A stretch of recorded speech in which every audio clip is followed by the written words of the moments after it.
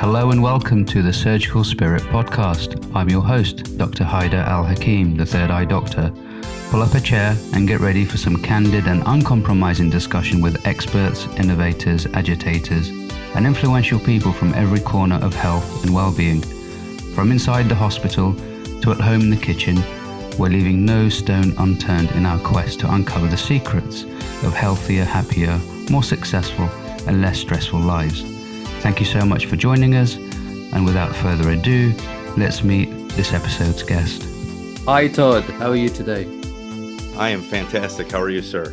Yeah, good. The weather's changed. I mean, I always talk about the weather because it's a very British thing to do. I think by the time this goes out, it'll be in winter, but and anyway, I mean, it's just so busy being physicians. I mean, I'm doing this podcast because I enjoy reaching out to people within the healthcare sector who are interesting individuals, and you're certainly an interesting individual. I thought I did a lot of things until I found you, and I think you're doing like a lot more things than your sort of average physician. Have you always been like that? Oh, yeah, I would say so. I've always been kind of a go-getter, type A, one project after another. In fact, my wife often jokes, like if I'm involved in a certain project, that I'll get bored of it after a while and go on to something else. But it seems like a lot of these things have stuck over the years. But it's nice to have the variety too, and you get to meet a whole myriad of different individuals by being involved in some of this stuff. I will say that doing too much definitely contributed to my burnout in the past. So lesson learned there for sure. And what are the things that have stuck with you that you can't let go of? Absolutely. So football, or soccer, if you will. I started that at a young age, and I think I started playing when I was about 8, which was not the typical sport in the United States, 40 years ago, if you will. So that stuck with me. I actually still play to this day in the old man league, where we're all hobbling around out there and talking about what happened? Why did you take an affection to football, soccer? Oh, I think my parents were looking for a sport to get me into, and I just loved it. It was different. I guess I've always gravitated towards doing things a little bit differently at times, and that was different from what a lot of kids were doing, and I enjoyed it, and I was good at it, and that probably was part of it. And that affection just accelerated as I got into high school. We had some successes there, and then I kept playing I kept playing despite many injuries. And then more recently, I've been coaching with my kids, and I was the president of a local soccer club for a while. So yeah, that's definitely one thing that stuck with me for a long, long time. And who's your idol back then, when you were a young lad? Oh, that's an interesting question, because it was never on TV. The only time that we got football or soccer on TV was the World Cup. And so, it was every 4 years you got a couple of games. And so that's transitioned quite a bit recently, where it's on nonstop with particularly with the Premier League. So probably about 10 years ago, I was debating which club to support, if you will. And I've got some German heritage, and Mesut Ozil was going over to the Gunners. And so I said, hey, that's a good enough reason. Let's start supporting them. And that's turned into a bit of a passion as well. So yeah, currently I'm a huge Arsenal supporter. Hopefully that doesn't get me kicked off the podcast here. No. I mean, I see lots of patients who, I mean, I work in an area that's close to Arsenal and Tottenham. So I would say 50% of my patients are either Arsenal fans or Tottenham fans. And yeah, I mean, it's great to play on their emotions, if That's if they're a Tottenham fan, I sort of pretend that I'm an Arsenal fan, and if they're an Arsenal fan, I pretend I'm a Tottenham fan. And it's great to see, the visceral emotions that emerge from, just being affiliated to one of these clubs. absolutely. I had a handful of patients that were Tottenham supporters, and they would routinely come in with a Tottenham T-shirt or a Tottenham scarf or what have you, and I would joke that, "Hey, I'm going to make you wait another 30 minutes before I come in to see you." Yeah, yeah, for sure. Did you see the match recently between Tottenham and Chelsea? That was I didn't see it, but I uh, managed to send out a few texts giving some of my friends a hard time about uh, the result. You know, 2 red cards and you lost to Chelsea, you know. So yeah, definitely had a few laughs as a result. So you had no kind of role model back in the day, nothing from across the pond. To be perfectly honest with Yeah. you, You just no. enjoyed the game. I just enjoyed the game. We Yeah. didn't have that exposure, and so I don't know that I would have had a name to gravitate towards necessarily. Yeah. And what position did you play? When I was growing up, I typically played center midfield, and into high school, I did that. As I got a little bit older, I gravitated more towards the striker position, and I think part of that was I was just fast. I was actually a sprinter in college and a long jumper, believe it or not, and so I was just faster than like everybody. And so my friends would joke that I didn't have any foot skills. I would just kick the ball past the last defender and outrace them to the ball, which worked a good percentage of the time. And so, Yeah, yeah, yeah. yeah, I mean, if you've got an engine in football, you can pretty much play in any team, really. the You know. problem is as you get older and that engine slows down, the foot skills that you didn't develop that you probably should have start to show. But it's still Yeah. fun. And I get this kind of mental image that you were a nightmare to play against, because you were there all the time, and whenever you had the ball, there you were standing in front of the player. It would have been I a got not nightmare.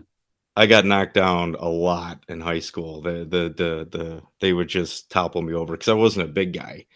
You know, Yeah. I was fast, and so the defenders would just clatter into you and what have you. Yeah, yeah, yeah. And this kind of trying to be different, I know you're sort of an individual that likes this kind of disruption, and you put this word before it, positive disruption. So I get the impression that there was lots of, negative disruption previously.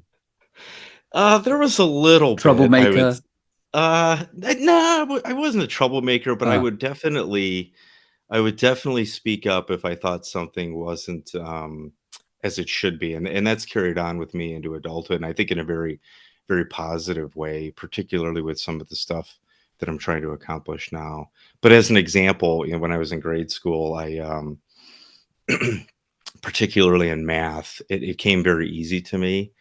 And so I was one of those kids where we'd be doing math problems up at the board, and I would literally just go write the answer down. And then, of course, the teacher would say, "Well, where's your work?" And I would challenge with, "Well, is the answer wrong?" And then that would lead into a circular argument. And you can imagine a 12-year-old arguing with the teacher over how to do the math problems. And that possibly resulted in a couple suspensions for me mouthing off to the teacher. So it was more of that kind of thing. And so I guess there was some foreshadowing to maybe some of the things I'm doing now, I suppose. and where did that come from? Your parents or? My dad maybe a little bit. He kind of would speak his mind, I suppose, and not be afraid to. Yeah, I think the key to that, it's okay to disagree, but it's how you yeah, present it, and you don't want to tear other people down as you're doing it. But I think it's important for people to speak their mind in a constructive manner, particularly when we're trying to facilitate some of these changes in our world. I think it's so important. and what did you specialize in terms of undergraduate and postgraduate? For sure. So I had a biochemistry major. I went to the University of Detroit, where my son actually attends now, and he's also a very even more talented runner than I could ever dream to be. And then I went on to Wayne State for medical school, and from there, I was in the United States Navy. Did ER general surgery actually, but didn't love it. Fortunately, in the Navy, you have an opportunity to pay back your time, and so I did that in the form of being a flight surgeon, which is really a misnomer. It's more like primary care. And I loved it. I was in the squadron, and I would be going from my office down to the mess to get a cup of coffee, and it would take 30 minutes. Hey doc, I got this rash. Can you look at it? And I'd be like, why don't we do that in the office, not here in the middle of the hallway, right? And so that led to the transition to finish residency in family medicine. And then I went on to take my most recent job, and I was there for 13 years. And what was the attraction towards the Navy and military service? Honestly, it was a completely random phone call. And I graduated undergraduate a semester early because I had some credits from high school and some other things. So I was in a transition period between undergraduate and medical school, and I was working in a vitamins quality assurance lab. And literally, I think I was on midnights that week around the lab, and I got awoken by a phone call at my parents' house from a Navy recruiter who was trying to tell me about getting college paid for. And I made a comment, I'm already graduated and I'm planning to go to medical school. And then he got super excited, and I'm like, look, send me some stuff in the mail, and if it's interesting, I'll look into it. And frankly, particularly from a financial perspective. And looking back on it, when I came out of medical school, I thought I wanted to be a trauma surgeon. And as much as I loved operating, the culture of the training wasn't for me. And I realized I belonged in primary care, and it was one of the best things that ever happened to me was that phone call. Yeah. And did you have to do sort of any other sort of work affiliated to the armed service while you were in medical school? Medical school was minimum. We went to officer school, which is a 6-week training program in Newport, Rhode Island. They joke that it's knife and fork school because they're really teaching you how to put on your uniform, how to salute, military code of conduct, that kind of thing. And then the remainder of medical school, I had a couple other touch points. Those were really rotations that I did. I did a month of anesthesia in Jacksonville, Florida, and then I did a month of dermatology in Portsmouth, Virginia. But then after medical school is when I really got immersed into the naval culture. And I enjoyed it. I was a flight surgeon for a little over 3 years. We had a tri-site deployment where I was in Sicily, which was obviously very, very difficult, being in a beautiful place with wonderful food and what have you. But we also had a part of the squadron in El Salvador, as well as Qatar. And so there was a challenge logistically for me. I remember we had one of our shipmates had tore his quadriceps tendon in El Salvador. And I was actually in France at the time doing a week of diplomatic stuff. And so I was on the phone call with El Salvador in the United States, trying to coordinate orthopedic care for my my squadron mate. And yeah, so it was interesting. A lot of fun though. A lot of fun. Yeah. Wow. And what was it about trauma surgery in trauma that attracted you to it initially? I think it was the complexity of the cases that could occur. You'd get an individual who potentially had a whole bunch of underlying comorbidities, and then you pile on the trauma. The intellectual challenge to try and save a person was incredible. I actually write about it in the book. One of the cases I had the opportunity to be involved on when I was in the Navy. Actually, we rotated through a trauma service in Norfolk, and there was a gunshot wound, and the entry wound was posterior, but it had penetrated the gentleman's left ventricle. So we think it may have ricocheted off some bony structures to do that. But ultimately, we couldn't get the blood pressure up while we were in the trauma bay, and our senior resident had the foresight to do a bedside ultrasound, and this was back in 2003. So this wasn't standard of care, and he saw a tamponade was developing. So we rushed to the operating room, did a median sternotomy. I was a first year intern at this point, so I wasn't doing all this stuff. But then when they cracked open the chest and you could see the heart and the red, the blood just spraying out, cascading out, and they're, Todd, put your finger in the hole. And so I put my finger in the beating heart while they got everything ready, and I can still picture that moment to this day. But the problem was after that case, that particular patient never uttered a thank you, not once. And we saved that man's life. And that was a big turning point for me, away from surgery. You know, you spend all that time, you spend all that effort, and to not even get a thank you after a week of taking care, I knew I was headed in a different direction. Wow, that's quite surprising. I mean, most patients are very grateful. Yeah, it was. Yeah, enough said on that one, I suppose. Wow, wow. So that kind of was it because it was very intense and you were trying to sort of get something back from that loss of life because of so much intensity and so much energy that you put in? Yeah, I mean, I think gratitude is such an important thing, Mm, and I'm a words guy. We later on in life we read the book called The Five Love Languages, and it breaks it down in terms of how do people respond. And I very much am responsive to words. mm. So if you tear me down and what have you, I'm probably going to tell you to do it yourself. If you say, "Hey, Todd, you're doing a good job," I'll probably work 5 times as hard. Mm. And that was a difficult thing for me, particularly in instances with like morbidity and mortality conferences, where you've got a lone individual standing at the front of in an auditorium being grilled about their care, and it didn't seem like a great way to learn.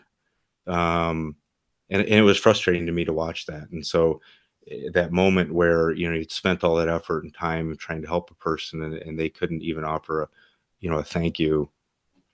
It was a bit defeating, I would say.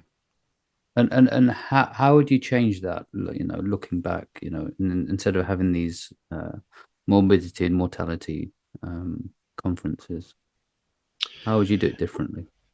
Well, I think the culture of it could change for sure. I mean, I think you could still have the opportunity to review the cases, and even in an open format, maybe not with such a big audience, but do it in a positive, constructive manner, as opposed to sort of an aggressive trying to tear. It almost was like people were trying to tear down other individuals as opposed to build them up, and to me, it was a culture thing, and that culture wasn't for me. So the culture that you found you you know wasn't really for you was this thing that you got to tear down the other person, and this sort of whole blame culture that you felt was present then. Absolutely. We're all human beings, right? Nobody's perfect. Everyone's going to make mistakes. And I think admitting and owning when you do make a mistake is critical, even more so in medicine. You've got to own up to it to patients. And the vast majority of people are understanding to that. I was always very honest with patients, whether it was something that I did that was an error, or perhaps another part of our system that was an error, or even a clerical error. I would try and address it early, and bring it right to the forefront, and rectify it. And so when I was a flight surgeon, it was a very different culture for me. It was almost like I was a doctor. I jokingly say like being a doctor in a fraternity at times, um, in a fun way, but it was also like family. We had about 500 people in the squadron, very close knit. The officers were all very close, and I loved that environment. There was a lot of positive feedback, and sure, everything wasn't perfect, but I think when you tried your best, it was very much appreciated, and I loved that aspect of it. And that carried on to my career as a family physician. I would treat people like they were family, and I would do my very best for them every time, or try to do my very best, anyways, every time they came in. And the vast majority of people appreciated that, and those that didn't tend to find another primary care provider. And sort of looking back, with your time in the service, how would you change things now if you were to go back and do it all over again? What would you do differently?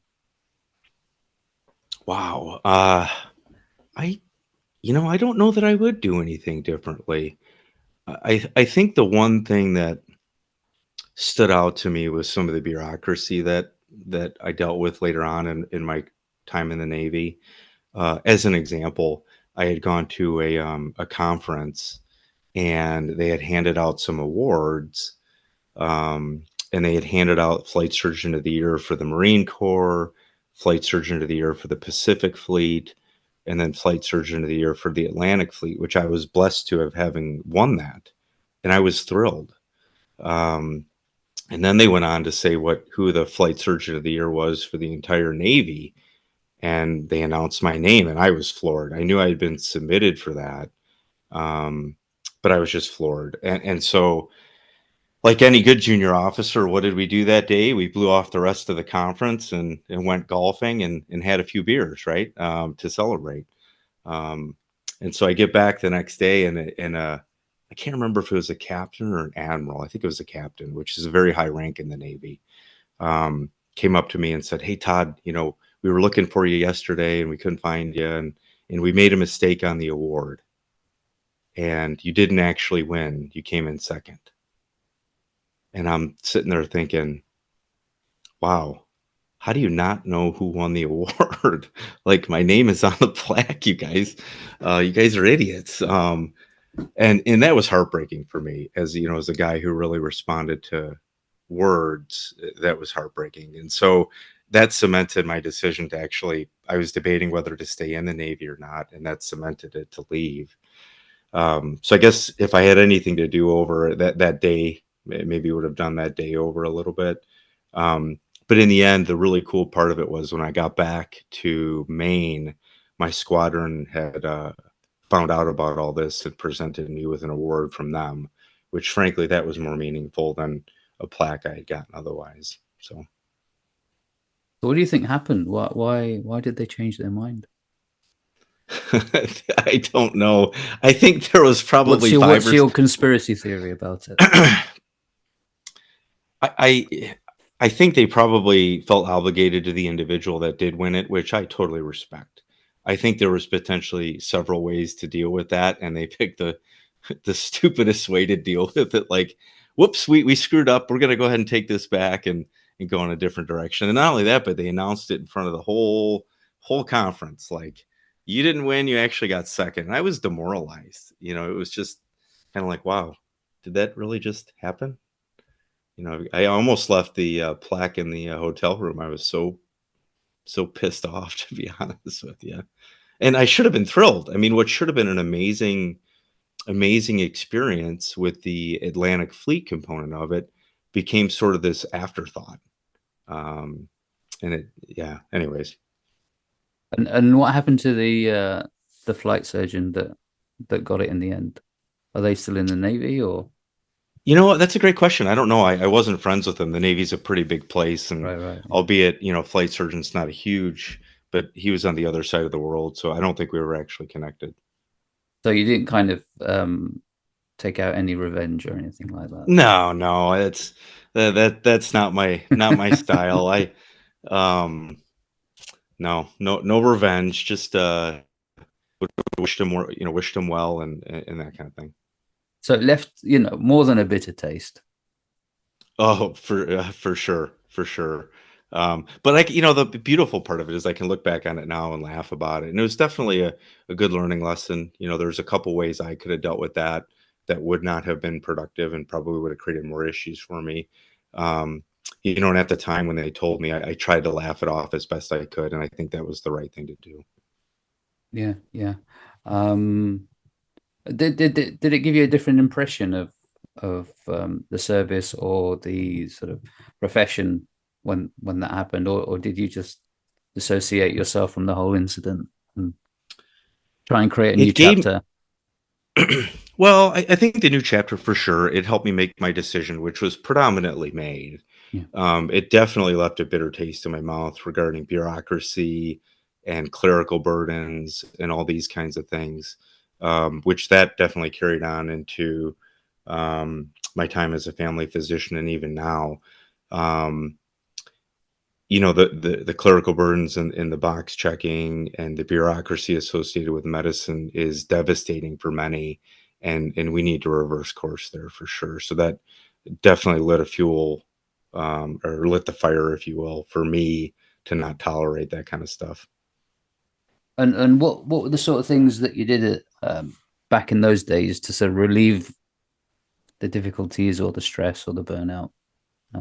In the Please. military, it was sports, Hmm. playing poker with the pilots. That was always fun. Spending time with the family, and a lot of those same coping mechanisms continued on into my time as a family physician. I think the thing that I didn't um, do as well as I should have was quote unquote trying to save the world, realizing that everybody has so much capacity to help others. And if you just keep piling on and keep piling on and keep piling on, that's all well and good until it isn't. You know, everybody has a bucket that they can put stress into, and some people have a little bucket and some people have a much bigger bucket. And apparently at one point I thought my bucket was infinite, which in retrospect, you know, it's obviously not. And and then that's what led to my burnout. There were some decisions that were made and the wheels just kind of came off the bus for sure. Tell us about the burnout. What happened? I actually bit before that. What's the craziest story you can that our listeners listen to while you're in the service? Well, I've got a few, and several of them are in the book. But I don't think I wrote about a spin, which is basically when you're flying. So I'll back up a little bit. So part of training as a flight surgeon, you do what's called FAM flights, familiarization flights. And so I think we had 5 or 6 flights where you learn how to take off, you learn how to land, you learn how to fly in formation. But one of the flights you go out and do what's called a spin. And the aircraft we were in was a T-34, which is a smaller plane. It's a turboprop. So as the student, you're sitting in the front, And and you're the then pilot. immediately, yeah, Oh wow. most of the time I would be flying the plane. Yeah. But there was a real pilot behind me, so if I screwed anything up, they were there to definitely take over, what have you. But we did a maneuver called a spin, which basically you would nose the plane up and you would lose all lift. And at that point, you would put in rudder and a certain maneuver, and then the plane literally would start falling out of the sky in a circular spinning motion. So if you can imagine the craziest roller coaster ever and multiply it by 10, that's probably what it was. So then you do certain maneuvers to recover the aircraft. And when you recover, you're literally facing the ground, screaming towards the ground, and you pull back on the stick and you nose up out of it and you're fine. But the reality was, if you didn't have it recovered by 5,000 feet, you were supposed to jump out of the airplane with your parachute on. And so we did one of these. And the pilots, they love this stuff. They love when they're with the flight surgeons because they know we're there mainly to learn and they're just having a blast. So we do one of these and then we fly to Mobile, Alabama, and have lunch, you know, and then we go out and do another one. And he's like, Doc, you want to keep doing them? This is great. And I'm like, if you want me to throw up, yes, we can keep doing them, but I'm good. So that possibly was one of the craziest things that I got to do. Wow. That sounds amazing. And in I mean, you know, we'll go back to the boring stuff, you know, the sort of the burnout stuff. So yeah, so with burnout, you know what, leading up to it, things had been going really well at the critical access hospital that I was at for the better part of 8 years, really. And so as a result of that, I just kept adding more leadership responsibilities. I was chief of staff. I was an ACO medical director. And for those that aren't aware, that's an accountable care organization. I did things in quality. I did things in clinically integrated networks. Just you name the hat at the small hospital, I probably wore it as a Why medical did you climb the leader. ladder, you know, kept climbing the ladder? Why did you do it? Part of it I wanted to make, I mean, the main reason I wanted to make a difference. Mm. I mean, that's really the main reason, which is why I think a lot of us go into medicine to begin with. Um, and I have some natural leadership tendencies, I suppose. And so those things kind of just were intuitive to me. And so I didn't shy away from it. Even the moments where I wasn't, you know, the most confident or had that imposter syndrome, I just said, I'm going to do my best and move forward. Um, but the problem was I was still seeing like 6,000 visits a year at the time, which when you start to factor all that in together, it's just too much. and I was coaching, and I was president of a soccer club. And oh, by the way, I have 4 children who I want to spend time with, and I've got all these hobbies I enjoy. And you've got the wife as well. Absolutely. I've got my loving wife, Angie. And so, it was too much, and it was starting to bubble over. And while you're going through it, I don't think you fully realize it. And you just keep trying to cope, and you keep trying to compartmentalize, because that's what we're taught in school. And it got to a point where I was ready to explode about things, and a decision was made literally to withhold some of my pay because I had 2 open charts. 2. 1, 2. And I couldn't close them, actually. A medical assistant had to check the box, and I lost it. I just lost it. I resigned like every leadership position I had. I was on the verge of quitting. I didn't care. I didn't care what the next step was. I was just going to walk away. It was it was so painful. Everything made me mad. Everything. Every little thing, I just got madder and madder and madder, and got into this downward spiral of frustration and depression and all these things. And looking back on it, fortunately, my CEO at the time gave me some time off, because he didn't want me, frankly, he didn't want me to leave. And he knew I was ready to walk out the door, with zero plan in place. And so I had 3 months off. And when I came back, it was better, but it still I wasn't right. It took probably a good 2 years to really, and still there's things that'll trigger me along those lines, but it took probably a good 2 years for me to get pretty close to normal. And that's really when I started writing the book. The first poem was written, called Medicine is a World of Gray. And that's really kind of a dark look at medicine and being a doctor, and a lot of the frustrations. And then that led into the chapter called Anatomy of Burnout, which was cathartic for sure. I kind of got a lot of that baggage off my chest. And then from there, it just kind of accelerated. And then Joshua, one of my patients, got involved with writing the book. And next thing you know, the project became bigger and bigger and bigger. And really, it's almost like 2 or even 3 books rolled into one. But a big driver of it was my burnout. And a couple other things that were drivers were, unfortunately, I've had 3 of my colleagues that are gone as a result of suicide, including one of my partners, which I just had no clue. And then watching the frustrations of my patients just become a daily event, is that when I was still practicing, it got to be, it was just almost unbelievable, some of the things that were going on. So those were my 3 big whys for what led to Ripple of Change. And what did you do in that 3 months which you took time off from? The first week, it was like a blur. I was numb. Like, it was almost like the weight of the world had been taken off of my shoulders, and I didn't know what to do with myself. All of the responsibilities that I had were now gone. And so I found myself kind of putzing around, doing things in the yard. I started reading more. I went to see a therapist, which was awesome. He and I are still in touch today. And that was super helpful. He just great insight as to how I was dealing with things, and better ways of coping with it. After about a week, I started to get into a bit of a routine. I would get up and watch ESPN in the morning.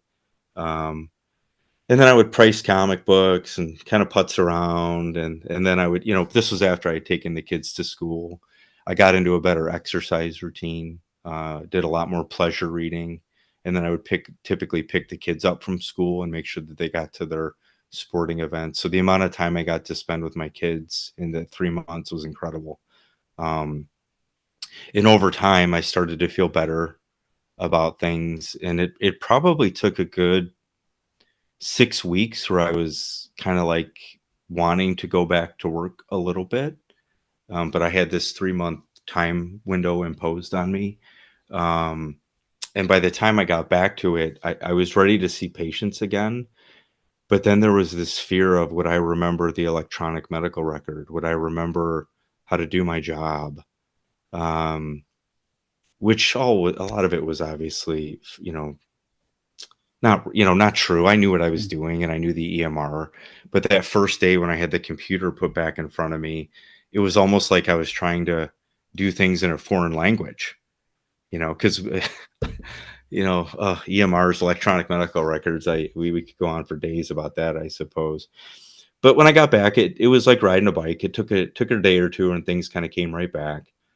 But what I did realize was that one of the existing offices I worked in, the the culture there had not changed. If you can imagine, you've got a physician that's seeing 6,000 visits a year, and part of that patient panel is a chronic pain patient panel, who are on controlled substances, and all of a sudden, all that workload gets dumped into your colleagues' laps with like zero warning. It created a fair amount of animosity. Some of it fractured relationships that to this day are probably not healed. A lot of them did heal, thank God. But some friendships, unfortunately, did dissolve. And that's definitely a regret I have as a result of that experience. So there was some blowback from your colleagues. Oh, for sure. How did that make you feel, given that you were going through difficulty in the first place? It was heartbreaking. It was really heartbreaking. As a leader, I tried my best to advocate for my colleagues and my patients. And yeah, but they were frustrated and they were looking at someone to project the blame on. In retrospect, I would love to have rewound the clock 6 months and asked for help, or one of my colleagues to reach out to me. There were so many warning signs as this built up, so many. But part of the problem is I was the one in the leadership roles reaching out to others when I was seeing this stuff. And nobody was really reaching out to me. And I think had somebody it would have been a very different course. But again, everything happens for a reason, right? And I think ultimately where I'm at now, that this was a huge, this whole endeavor was many life lessons, so many life lessons, and allowed me to have the courage to write the book and really have the courage to step away when my administration was doing even more inappropriate things, and basically tell them where they could take my job and shove it. And now I'm doing advocacy work and speaking up for others in a much different capacity, and it's been amazing. So when you got back after the 3 months of rest, how did you change profoundly? Oh, for a while I was a shell of myself. The confident leader that was willing to kind of take on the challenges that were thrown my way. That guy was gone. I wanted nothing to do with leadership for a long time. There were so many triggers that would take me back to that burnout, that I had to check myself and not get angry and frustrated about. And a lot of it I had zero control over, which was even more frustrating. I was broken. I was broken for months. It was hard, very hard. I can see why a lot of my colleagues don't survive those periods. And it's sickening that it gets to this point for a job that I love. I loved seeing patients. I treasured my days would fly by, as you've probably experienced. But the other stuff just kept piling on. And at one point, it just seemed like it wasn't about taking patients. It was about churning widgets. It was about RVUs, relative value units. It was about money. It wasn't about what it should be, which is caring for other people. And this must have gone on for a long time for you to regain yourself. Yes, as I said, I think it was, probably the better part of 2 years before I felt like, you know what, I feel I could start to tackle some of these things. And ironically, that's probably when I started mouthing off more, and being much more vocal about what I saw as transgressions or negative impacts to my colleagues and what have you. And what changed? What is it that changed that allowed you to speak up a lot more?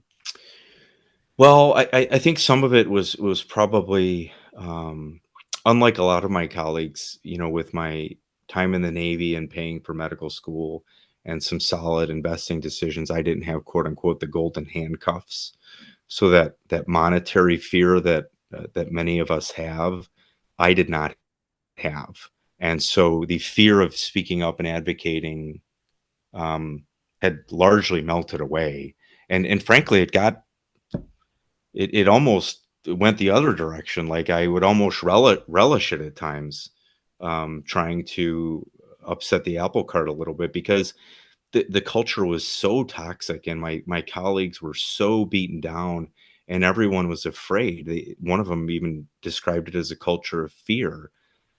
And I didn't have that fear. And I'm like, you know what? I can do something and I'm going to.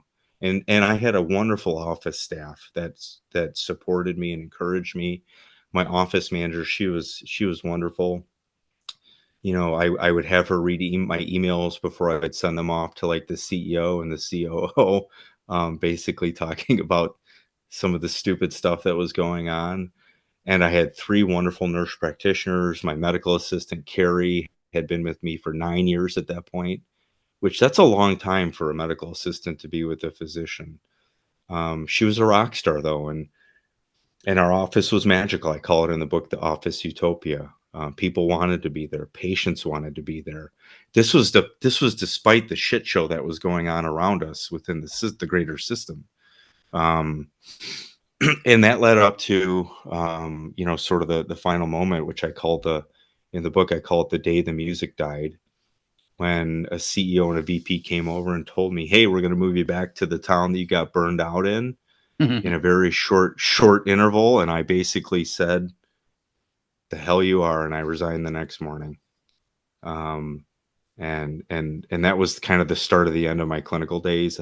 I stayed on for 5 months because I didn't want to quote unquote abandon my patients. But I felt like I was drawing a line in the sand for not only myself, but for others, saying, you know what, somebody has to stand up and say, this is not right. I am not a chess piece to just be moved around at your will, because you think it's the right thing to do. And really the decision was based on money. They were going to save money on rent. I won't quote the numbers, but the amount of money that cost the system by me leaving was easily 4 to 8 times that amount in a very short period of time. As a result of me resigning, the 4 providers that we had in the office, one of them being myself and 2 other nurse practitioners, completely left the system inside of, I think it was 6 to 9 months. So as a result of saving on rent, the system lost just a ton of human capital. It's just very unfortunate, but speaks to where we're at. When it's profits over people, these kinds of things happen. When did this happen? Time wise? Oh, sure. The date of the meeting was August 2nd, 2022, and I resigned the following day. So just over a year ago. And did you stop practicing totally from them? I did. At the end of 2022, I had stepped away. I had been telling the administration that I wanted to potentially go part-time, and do some other things, advocacy work on the book, that kind of stuff. And frankly, I don't think they believed me. I really don't think they truly believed me that I was planning to step away. So yeah, so 2023 has been full-time advocacy, networking, collaborating, also trying to promote the book. And it's been amazing. I'm working with some incredible groups. Currently, I'm the chief impact officer for Medicine Forward. I joke that mainly means that I'm the chief troublemaker. But there's been some amazing things that have come of this, and you can just feel the energy. You can feel the groundswell of physicians and other clinicians wanting to get more vocal. A perfect example is some of the policy changes that have been working through the pipeline regarding prior authorizations. I was made aware of some legislation that was being worked on in New Jersey, and I'm far from a politician. I'm probably the last thing from a politician. Telling people what I think and to F off is probably not the way to go. But encouraging people to speak up is, I think, one of my passions. And making people aware of the things that are going on is so important for facilitating change. And back to the New Jersey example, they were needing 300 letters to go to the senator and legislation by November 20th. And there were some other physicians with a much greater following than I who had started to get very vocal about it. And I caught wind of it. And so I immediately started sharing things on LinkedIn and Facebook and what have you. And it's all these little stones people throwing in the pond that are going to make some change. And so it just felt really good to hear that all of a sudden, as of yesterday, I believe, some 5,000 letters have been sent to the New Jersey Wow. legislations. Yeah, it's incredible. And that's the kind of thing that we need to see on a much, much bigger scale to turn this ship around, if you will. And have you thought of going back to clinical work? I have. I've been considering probably a DPC component part-time. A DPC is direct primary care, where you're cutting out a lot of the middlemen. You're contracting directly with some employers. So there's been some interesting things that have popped up. I could see myself wanting to do that part-time, especially when you cut out a lot of the clerical burdens associated with providing care. So yeah, a little bit, not full-time. I don't think I'll ever go back full-time. I mean, do you miss the clinical patient contact? Yes, 100%. Yeah. But I don't know that I miss it enough to take on all the bullshit, to be perfectly honest with you. Yeah. No, I mean, I can understand that. I mean, you can only do what really drives you and gives you positivity and gives you that life force. Absolutely. My days now are filled with so much joy. It fills up my cup, helping people in a different way. Whether it's with this prior authorization stuff, whether it's moderating an interview regarding maintenance of certification, or getting involved with health equity. I've been very interested recently in health equity, and getting the playing field level for everybody, because the number of people that don't have access to care, and are making decisions about whether to eat versus getting care, or whether to pay their mortgage versus getting their care, that needs to change. It just has to. I mean, I think there's a light bulb going off in my head saying political career. I think that's something that you should definitely consider. Well, one of the things I picked up in the Navy was a propensity for expletives. So I'll probably have to work on reducing my expletives if I go forward. Well, no, I mean, that shouldn't stop you from continuing with or thinking about a political career. But in terms of advocacy and providing sound policy for healthcare, I think that's absolutely essential for the the US and the UK and everywhere else. People need good quality healthcare. Couldn't agree with you more. And if it does mean having to go to the the powers be, even though some of us may not be in that kind of natural realm of dealing with other people, but you want to create change. What can you do? Absolutely. Absolutely. We are forced in a way that we have to go into the political arena and deal with the nasties. You got my mind going on that one. Nasties. I'm stuck on the word nasties. But you're right. I mean, to really look, if we don't do it, other nasties will come along and peddle their own reasons. But if your heart is in advocacy and caring healthcare, as in healthcare, care, health, and everything else. And we've been doing this all our lives. I mean, it's our bread and butter. We know what good healthcare is, and we know what bad healthcare is, and we can certainly see what bad healthcare is, and that's being presented to us around the world, pretty much in every nation. Yes, there are. Sorry for preaching. No. You're as they say, you're preaching to the choir. I am very much on board with dramatic, large scale changes, and I agree.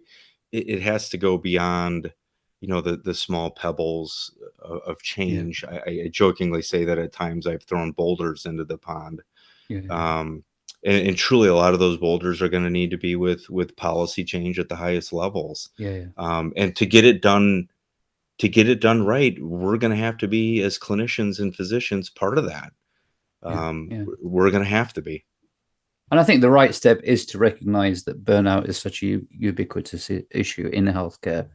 And the next step is to address it. And then after that, deal with all the other 99 million other things wrong with healthcare as well. Yeah.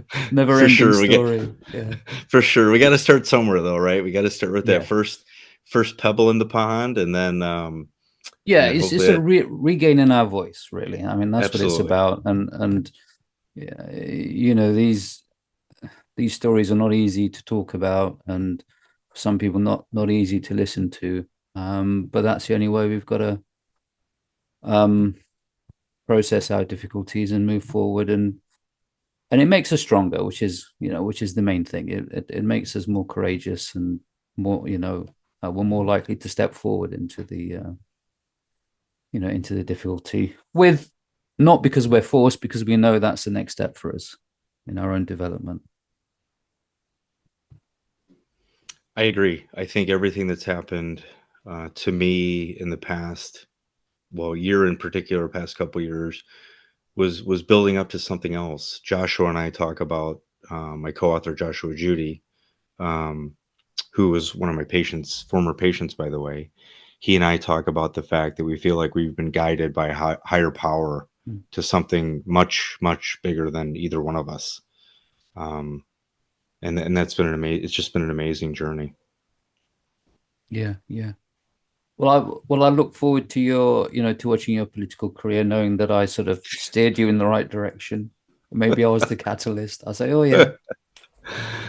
Oh boy, you got me thinking about that one. Looking back at this moment, yeah, November 8th, 2023, and ironically, yesterday was an election day here. Oh geez.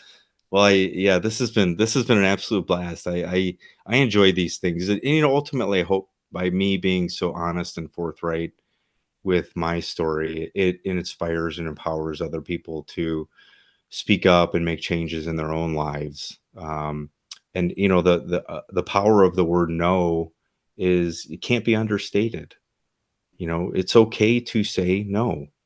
As a physician, there are jobs everywhere, and you don't have to have that fear. There is help everywhere. It's out there. You just got to look for it. That's wonderful. And I think we'll end on that sort of positive note, really. And what's the best way for people to get hold of you, contact you, and get hold of your book? It's all about ripple of change, isn't it? We're trying to create change here. Absolutely. I'm working towards a tsunami. So the tsunami best way to get change, tsunami of that'll be version 2, right? So our website is www.ourquadrupleaim.com if you want to get a copy of the book Ripple of Change. It's also on Amazon, Barnes and Noble, as well as Google Play. To get a hold of me, the best way is probably through LinkedIn, but I'm also on Facebook and Twitter, and active there to a certain extent as well.